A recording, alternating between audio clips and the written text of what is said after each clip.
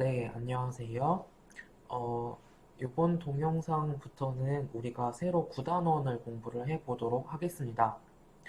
어, 중간고사 이후 범위에 해당을 하는 부분이고, 그런데 8단원부터 우리가 배웠던 금융기관의 어떤 여러 특징들, 모습들에 대해서 배워보는 시간이라고 생각을 하면 되겠습니다.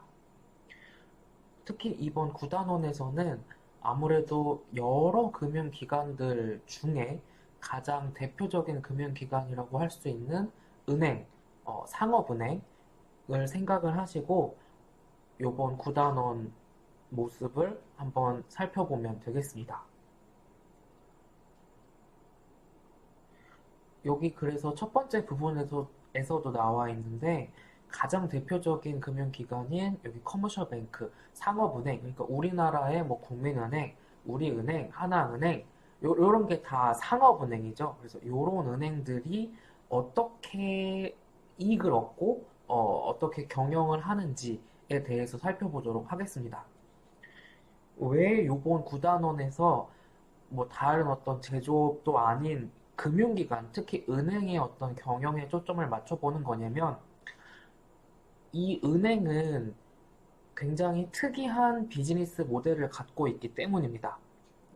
자, 삼성전자, LG전자, SK하이닉스 같은 제조업 회사를 생각을 해보세요.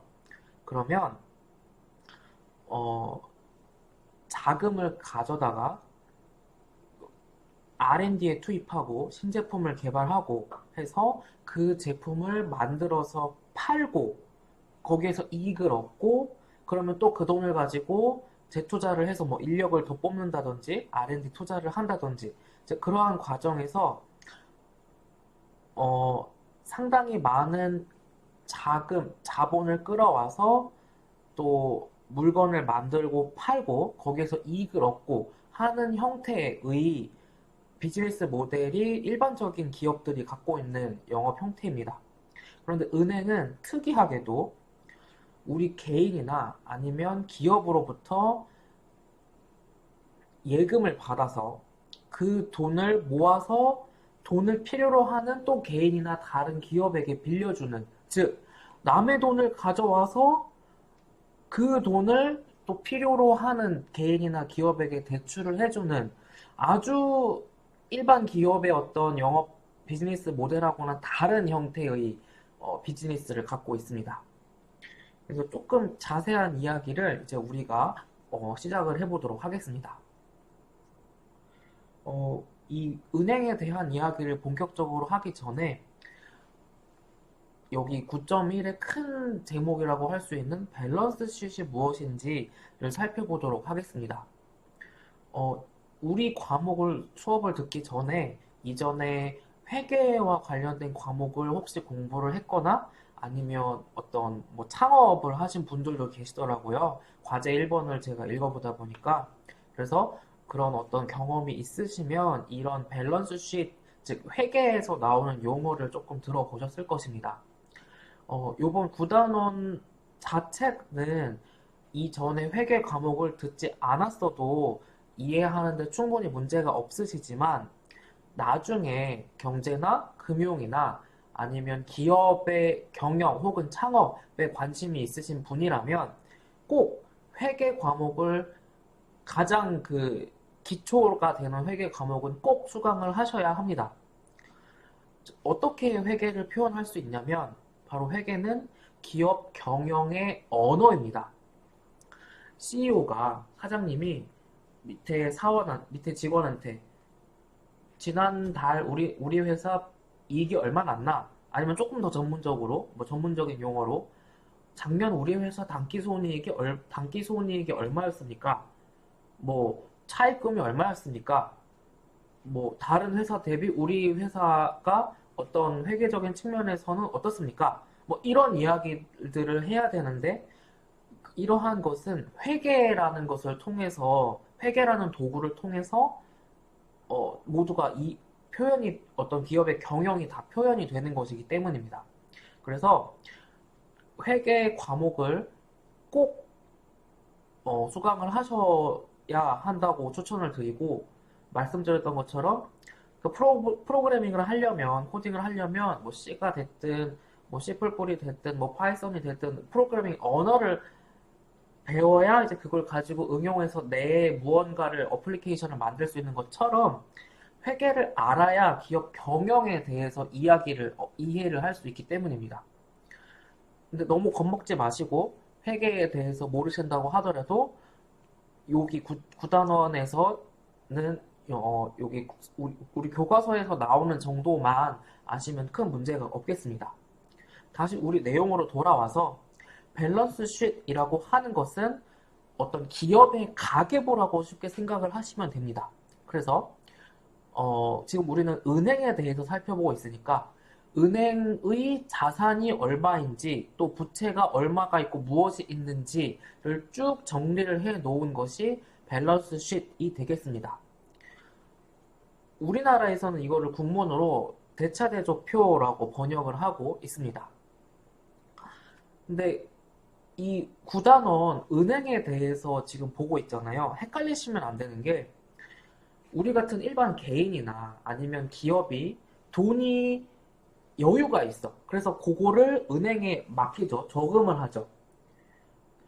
그러면 그리고 이제 반대로 우리 일반 개인이나 아니면 기업이 돈이 필요해. 그래서 은행에 가서 돈을 빌리죠. 그러면은 돈을 빌리는 건 우리 입장에서 우리 개인이나 돈 필요해서 빌리는 기업 입장에서는 그게 부채인데 은행 입장에서는 그게 돈을 빌려주고 이자를 받는 거니까 은행 입장에서는 그게 자산이죠. 그래서 은행 입장에서는 이렇게 어떤 대출 같은 거, 론 같은 거가 자산이고 그리고 이제 우리 같은 일반 고객이나 기업들로 받은 뭐 예금, 적금 같은 거는 언젠가 다시 돌려줘야 될 돈이기 때문에 은행 입장에서는 부채가 되는 거죠. 그래서 이와 같은 은행 입장에서 라이어빌리티, 부채, 그리고 캐피탈, 자기 자본, 그리고 이렇게 라이어빌리티와 캐피털을 통해서 조달한 자본을 어디에 쓰고 있는지, 어디에 사용하고 있는지를 나타낸 것이 이 밸런스 쉿이라는 것입니다. 그리고 이 밸런스 쉿은 회계에서 가장 기본적인 원칙인 에셋은 라이어빌리티 플러스 캐피탈과 같아야 한다라는 이렇게 좌우가 맞아야 합니다. 그래서 라이어빌리티와 캐피탈을 합친 것은 토탈 에셋과 동일해야 한다라는 원칙에 의해서 작성이 되고 있습니다. 그리고 이렇게 은행은 우리 일반 고객들로부터 예금, 적금 같은 거를 받아서 이제 자금을 싹 가져오고 그리고 은행 입장에서 다시 돈을 필요로 하는 사람들에게 대표적으로 대출을 해주면서 그 과정에서 수익을 얻는 비즈니스 모델을 갖고 있습니다. 이 테이블 1을 통해서 살펴볼 수 있는 것은 2017년 6월 기준으로 미국에 있는 모든 상업은행을 다 통틀어서 밸런스 쉿을 표시를 해본 것입니다. 즉 여기 왼편에 asset, 오른편에 liability, 그리고 여기까지 요 윗부분까지가 liability고 여기 뱅크 캐피털 부분은 앞에서 말한 캐피털, 요 캐피털을 이야기를 합니다. 그래서 뭐 리저브와 캐시 아이템으로 에셋의 총 14%, 그다음에 뭐 이런 시큐리티들로 이렇게 15%, 6%가 등등이 구성이 되어 있다라는 것입니다. 그리고 은행이 그래서 뭐 어떤 개인이나 회사들한테 대출해 준 게 13%, 부동산 대출해 준 게 26%, 그다음에 개인에게 대출해 준 게 뭐 이렇게 쭉쭉쭉쭉 표시가 되어 있어서 이제 요렇게 요렇게 그러니까 밸런스 쉿의 요 오른편 요런 방법들을 통해서 자금을 조달해서 요런 곳들에 투자를 해서 돈을 벌고 있구나라는 것을 이렇게 한눈으로 볼 수 있는 것이 이와 같은 밸런스 쉿이 되겠습니다. 여기 첫 번째 부분에서는 그 중에서도 은행이 어떻게 뭔가 부채를 통해서 자금을 조달하는지, 어떤 은행에는 어떤 라이어빌리티들이 있는지 살펴보도록 하겠습니다. 첫 번째로 나오는 것이 체커블 디포짓인데, 어쨌든 디포짓, 즉 예금입니다. 다시 말하면 헷갈리시면 안 되는 게, 우리 개인이나 어떤 기업은 돈이 많아서, 돈이 여유가 있을 때 은행에 예금이나 적금으로 저금을 하죠. 그러면 우리 입장에서는 그게 자산이지. 근데 은행 입장에서는 그게 1년, 뭐 2년 만기 있다가 돌려줘야 될 돈이기 때문에 부채입니다. 그래서 이 예금, 디포짓은 어쨌든 은행 입장에서는 라이어빌리티, 부채가 되게 됩니다. 그런데 첫 번째로 나오고 있는 체커블 디포짓은, 이게 우리나라 개념에는 익숙치가 않은 개념입니다. 뭐냐면, 우리가 이전에 공부를 하면서 체크, 수표에 대해서 공부를 한 적이 있습니다. 그래서, 예를 들어서 내 은행 계좌에 뭐 10만 원이 있다. 그런데 뭐 체크카드나 신용카드나 그런 게 없다고 가정을 하면, 나는 내가 뭐 영수라는 친구한테 줄 돈이 10만 원이 있어. 그러면 현금으로 줄 수도 있지만, 수표 10만 원 써가지고 영수한테 주면, 영수가 그 수표를 나한테 받은 후에 이제 은행에 가서 그 수표를 은행 창구에 제출을 하면, 내 이 계좌에서 돈을 빼서 은행이 영수한테 이렇게 돈을 지급을 하게 되는 것이 수표 시스템이라고 할 수 있겠습니다. 그러니까 이게 쉽게 말하면 계좌이체, 아니면 내가 가게 가서 물건 산다고 하면 체크카드나 신용카드 쓰는 거랑 똑같은 시스템인데, 이게 우리나라가 전 세계에서 신용카드나 체크카드 사용할 수 있는 어떤 시스템이 제일 잘 되어 있는 나라인 거 아시죠? 그래서 이게 아이러니하게 우리나라가 뭔가 어떤 금융 시스템의 시작은 늦었지만, 그러니까 어떤 뭐 인터넷 뱅킹, 뭐 스마트폰 뱅킹 이런 거는 굉장히 빨리 우리나라가 도입이 된 케이스라고 할 수가 있겠습니다. 그래서 그런 계좌이체라든가 뭐 신용카드, 체크카드 같은 게 없는 상황에서는 어떤 대금을 지급하거나 계좌이체를 하는 용도로 요 체커블 디포짓, 즉 수표를 발행할 수 있는 예금이 대신 그 역할을 할 수 있게 되는 것입니다.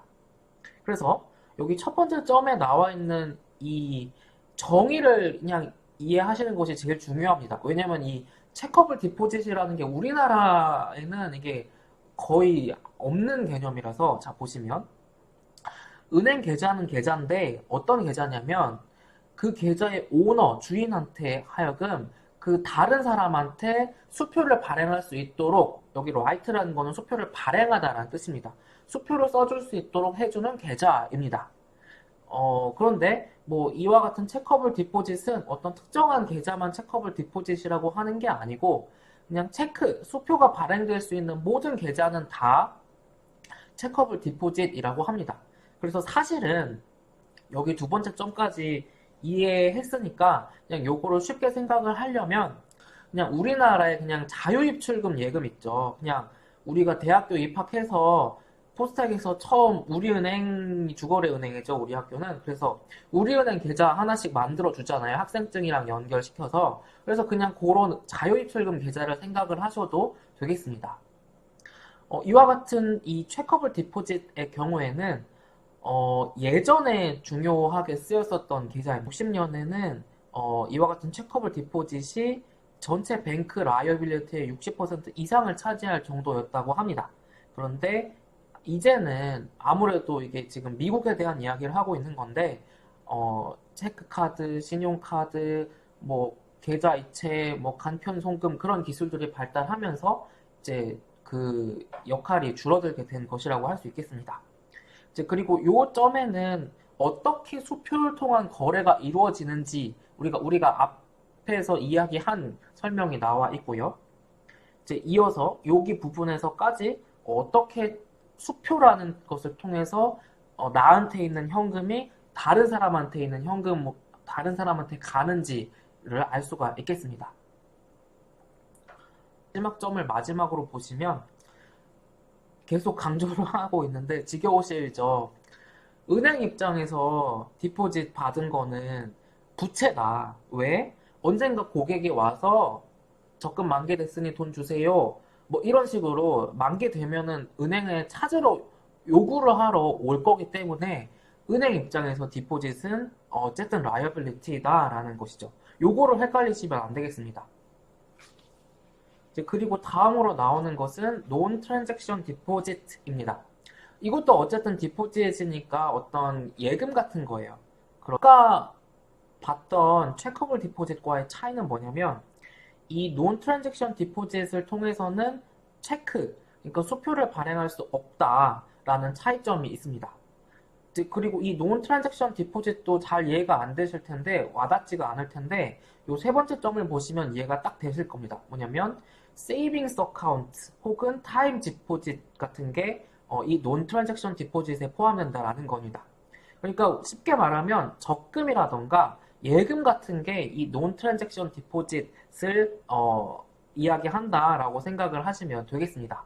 왜 그러냐면 여기 지금 보시면 그래서 어떤 고정된 만기가 있다. 몇 개월에서부터 몇 년까지 만기가 있는 계좌. 뭐예요? 적금 아니면 예금이잖아요. 그쵸? 그래서 그거를 생각을 하시면 되겠습니다. 그리고 여기 지금 CD라고 우리가 앞에서 이 CD라는 용어는 먼저 앞에서 한번 살펴보았었습니다. 그래서 이와 같은 어떤 이제 좀 표시 단위가 큰 CD인 경우에는 다른 기업 아니면 다른 은행이 이러한 CD를 사가지고 투자를 하기도 한다라는 것이 되겠습니다. 지금 우리가 잠깐 돌아가서 은행은 어떻게 자금을 조달하는지 라이어빌리티를 보고 있습니다. 그래서 지금 은행도 일반 기업과 같이 돈을 빌리기도 합니다. 그런데 은행은 은행 중에 은행이라고 할 수 있는 센트럴뱅크, 중앙은행, 미국으로 말하면 FR, 페더럴 리저브 시스템, 우리나라로 말하면 한국은행 같은 중앙은행으로부터 돈을 빌리기도 하고 다른 은행으로부터 돈을 빌리기도 하고 아니면 일반 기업들로부터 돈을 빌리기도 합니다. 그런데 그 중에 이렇게 중앙은행을 통해서 돈 빌리는 것을 디스카운트 론 혹은 어드밴스라고 이야기를 합니다.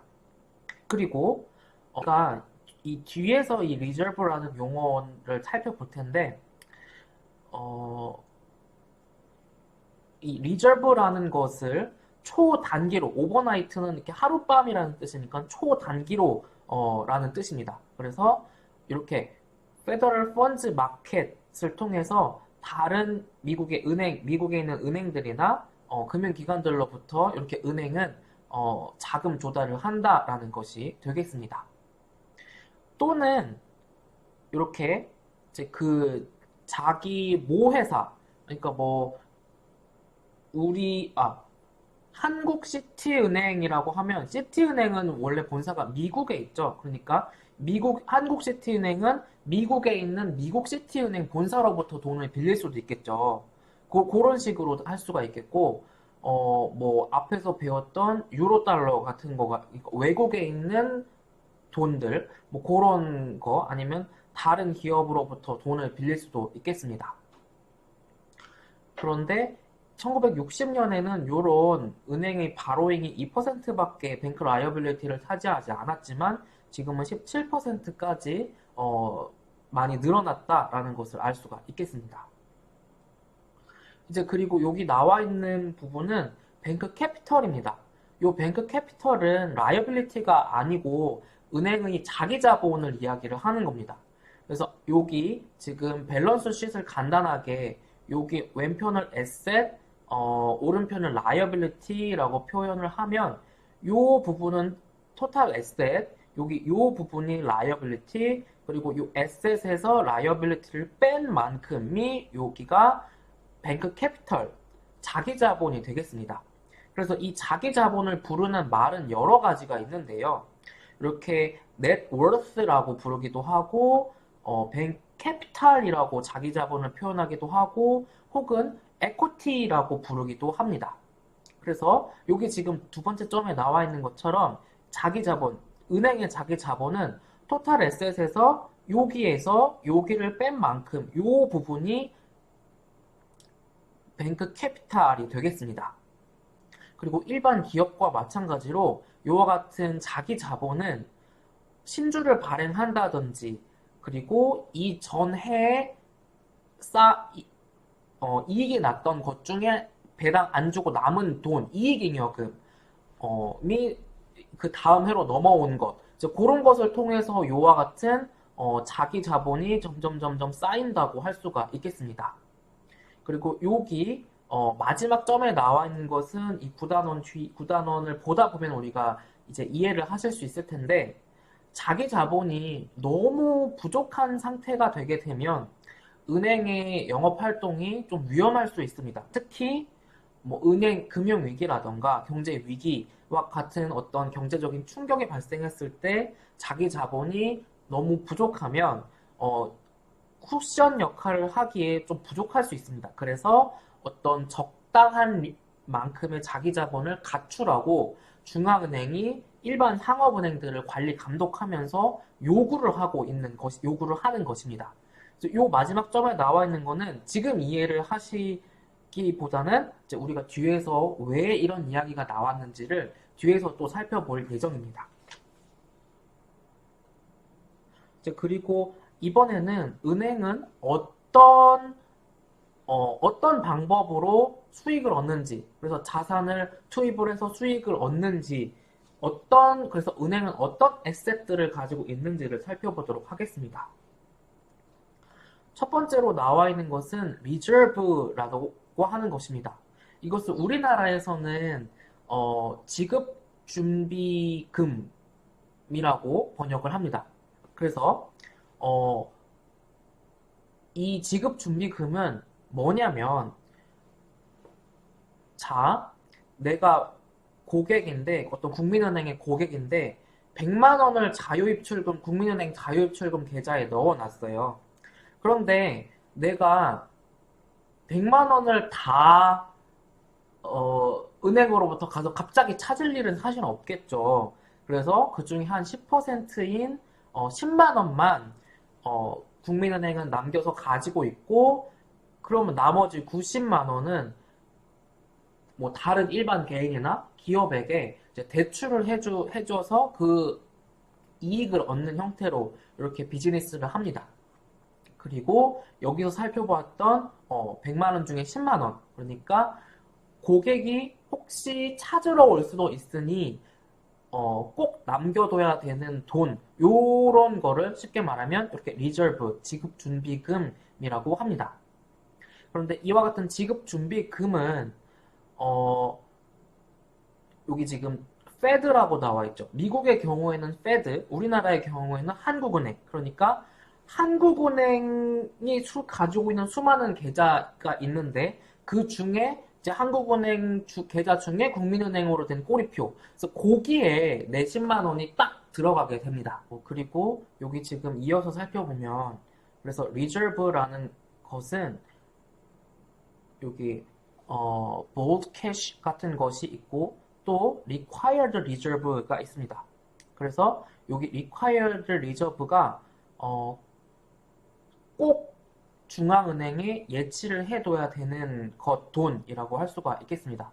그리고 required reserve ratio라는 것이 예를 들어 10%라고 하면 아까처럼 총 100만 원을 고객으로부터 받았으면 그 중에 10%인 10만 원을 꼭 이렇게 지급 준비금으로 보유를 하고 있어야 합니다. 그런데 딱 이렇게 10만 원만 딱 지급 준비금으로 갖고 있을 수도 있지만 그것보다 조금 더 초과해서 보유를 해놓으려고 할 수 있습니다. 혹시 모를 경우를 대비한다거나 아니면 조금 더 여유분을 항상 갖고 있으려고 한다고 한다면요. 그래서 조금 더 갖고 있는 additional reserve는 이렇게 excess reserve라고 이야기를 합니다. 그리고 또 cash items in process of collection이라고 하는 것은 우리가 앞에서 liability 부분에서 살펴보았던 체크와 조금 연관이 되어 있습니다. 그래서 여기 지금 살펴볼 수 있는 것처럼 하는 사람이 B라는 사람한테 수표를 발행을 해서 돈을 주려고 한다. 그러니까 돈을 이체를 하려고 한다. 그래서 A라는 사람은 국민은행을 쓰고 B라는 사람은 하나은행을 쓴다. 그런데 A가 어쨌든 수표를 B한테 발행해서 줬어. 돈을 계좌이체를 하려고. 그러면 이 수표는 지금 고객이 가지고 있어서 아직 국민은행 계좌에서 하나은행 계좌로 오지는 않았지만 받을 것이 확실한 것이기 때문에 이것은 이 하나은행 입장에서 자산, 에셋이라고 할 수 있겠습니다. 그래서 여기 지금 보시면 체크는 체크인데 아직 컬렉트, 리시브 되지 않은 체크가 요 cash items in process of collection이라고 할 수가 있겠습니다. 그리고 이제 또 다음으로 나와 있는 것이 디포짓은 디포짓인데 다른 은행에 가지고 있는 계좌 같은 것들도 있을 수 있겠습니다. 이러한 것들은 어떠한 것들이 있냐면 뭐 이런 것까지 기억을 하실 필요는 없습니다. correspondent banking이라고 해서 작은 은행들은 큰 은행들을 통해서 뭐 외환이나 아니면 대규모 거래를 해야 되는 경우들이 있습니다. 그래서 그렇게 뭐 전북은행이 신한은행에 갖고 있는 전북은행 계좌 뭐 그런 것들이 요 deposit at other banks가 되겠습니다. 그리고 또 이어서 security라는 것이 있을 수 있겠습니다. 은행도 수익을 내야 하는 사기업입니다. 자, 고객이 적금을 나한테 예치를 했어요. 그런데 내가 고객한테 적금 플러스 만기 때 적금 원금 플러스 이자를 주려면 그 전에 내가 어쨌든 수익을 내놔야 되죠. 그리고 수익을 내놔야 그래서 고객한테 적금 이자도 주고 우리 은행 직원들 월급도 주고 우리 은행 지점 임대료도 내고 그래서 은행도 투자 활동을 통해서 이와 같은 수익을 얻게 됩니다. 그래서 이와 같은 income earning asset이 은행이 보유하고 있는 에셋 중에 security가 되겠습니다. 이와 같은 security들 중에는 미국 정부가 발행하는 US government 채권 혹은 공공기관이 발행하는 에이전시 채권 혹은 지자체가 발행하는 채권들에 투자를 해서 이제 이익을 얻는 것이라고 할 수가 있겠습니다. 이 중에 그리고 secondary reserves라고 할 수가 있는 것이 있는데 이 이야기는 우리가 이 secondary reserve라고 하진 않았지만 단기 미국 정부가 발행하는 채권은 굉장히 사려는 사람이 많고 팔려는 사람이 많아서 굉장히 유동성이 높다라는 것은 이미 우리가 공부를 했습니다. 그래서 은행 입장에서 이런 short-term US government security에 투자를 하고 있으면 갖고 있으면 이제 이게 거의 현금과 다름이 없기 때문에 이렇게 지급 준비금이라고 할 수 있을 정도로 secondary reserve라고 이렇게 따로 이야기를 하기도 합니다. 그리고 이제 대표적인 에셋 중에 마지막으로 론이 있습니다. 즉 은행은 돈을 빌리려는 개인들, 기업들한테 돈을 대출을 해주고 이자를 얻는 거죠. 그래서 이와 같은 대출이 바로 대표적인 은행의 에셋이 되겠습니다. 여기 지금 테이블 1에서 앞으로 돌아가서 보면 약 57%가 론의 형태로 있었습니다. 그러니까 이 대출이라는 것은 은행이 돈 버는 대표적인 방법이 되겠습니다. 그리고 당연히 개인이나 회사들은 이게 돈 빌리는 입장에서 자기들한테는 이게 라이어빌티, 부채죠. 근데 이게 은행 입장에서는 대출이 자산이다라는 것이 굉장히 조심해야 되는, 헷갈리면 안 되는 부분이 되겠습니다. 그리고 이와 같은 대출은 이렇게 굉장히 유동성이 떨어집니다. 왜 그러냐면 내가 국민은행이 영수한테 해준 대출, 영미한테 해준 대출, 철수한테 해준 대출이 뭐 이게 서로 다 다른 거고 이 대출 나간 거를 뭔가 이렇게 서로 또 제3자들이 사고팔고 할 수가 없죠. 하지도 않고요. 어, 그래서 이거는 어쨌든 만기까지 가야 되는 만기 때 고객이 나한테 갚을 굉장히 유동성이 떨어지는 상품, 에셋이라고 할 수가 있겠습니다. 그리고 이렇게 왜 그러냐면 또 대출 해줬을 때 돈을 안 갚을 수도 있고 떼일 수도 있고 그러니까 디폴트 리스크도 높고 아까 말했던 것처럼 유동성도 떨어지고 하니까 은행이 갖고 있는 자산들 중에는 가장 수익률이 높은 자산이 바로 은행 입장에서 이 론이라고 할 수 있겠습니다.